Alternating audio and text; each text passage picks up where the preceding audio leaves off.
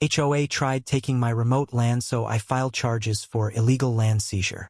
The sun beat down on my 5 acres of Karen flowers, their petals glowing like fire under the noon sky. This land, tucked in the rolling hills of Northern California, was my life's work. 20 years ago, I'd bought it cheap, barren, rocky, forgotten. I turned it into a haven, coaxing vibrant Karen blooms from soil others called cursed. My name's Eli Tanner, and this land was my redemption, my proof that broken things could grow again. But the HOA thought otherwise. It started with whispers. The Pinewood Estates HOA gated community sprouting a mile away had big plans. Their glossy brochures promised pristine rural living and expanded green spaces. My land, they decided, was the perfect addition. They didn't ask. They assumed. First came polite letters, offering to buy me out at half my land's worth. I ignored them. Then came the surveys, strangers with clipboards trampling my flowers. I chased them off. Finally, they sent Vanessa Cole, a developer with a smile sharp as a blade. "You're sitting on progress, Mr. Tanner," Vanessa said one morning, standing at my gate in a tailored suit. Her voice was smooth, but her eyes were cold. "This land could be a park, a community asset. Why hoard it? It's mine," I said, gripping my deed. "Bought and paid for. You don't get to decide what's progress." She smirked.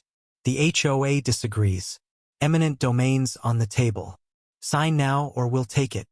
That night, I found survey stakes driven into my fields, my flowers uprooted. Rage burned through me. I wasn't just fighting for land. I was fighting for my life's meaning. The next day, I filed charges for illegal land seizure with the county.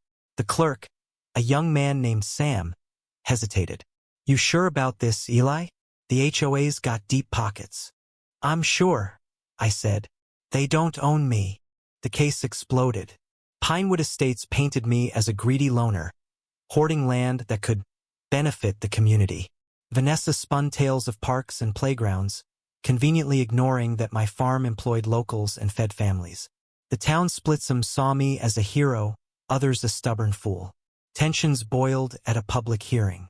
Vanessa stood at the podium, her voice dripping with faux sincerity. "Eli's land is an eyesore. We're offering progress." I shot up. "Progress? You're stealing my home. Those flowers feed people, not your egos." The crowd erupted, half cheering, half jeering. Sam, the clerk, watched from the back, his face unreadable.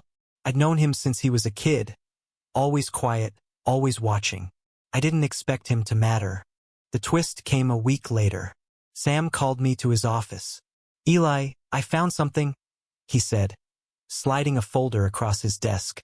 Inside were old county records, showing Pinewood Estates had falsified boundary lines to claim my land overlapped their jurisdiction. Sam had dug through archives no one bothered with, driven by a grudge against the HOA for bullying his family years ago.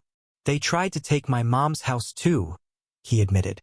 "I couldn't let them win again." Armed with Sam's evidence, I walked into court feeling invincible. The judge, a stern woman named Harper, reviewed the documents. Vanessa's confidence cracked as Sam testified, his voice steady but fierce. The HOA's case crumbled. The crowd outside cheered when the ruling came. My land was mine, and the HOA faced fines for fraud. But victory tasted bitter. That night, I returned to my farm to find my fields torched. Blackened Karen petals curled in the ash, the air thick with smoke. A note was nailed to my gate. "You won the battle, not the war." No signature, but I knew.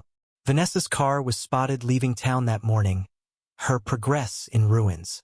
The HOA claimed ignorance, but the damage was done. My life's work was ash. I stood in the wreckage, heart heavy. Sam showed up, his face pale. "I'm sorry, Eli. I thought we'd won." "We did," I said, voice hollow. "But they made sure I'd lose anyway." Rebuilding seemed impossible. The land was scarred, my savings drained from legal fees. Yet, as dawn broke, I saw green shoots pushing through the ash. Karen flowers, stubborn as me, refusing to die. I knelt, touching the soil. Maybe broken things could grow again. maybe this wasn't the end. The town still talks about it. Some call me a fool, others a fighter. The HOA's grip loosened, but their influence lingers. I wonder if justice was worth the cost. My land's still mine, but at what price? I ask you, reader, was I right to fight, or should I have let go? Where does justice end and vengeance begin? Share your thoughts because this fight, it's bigger than me.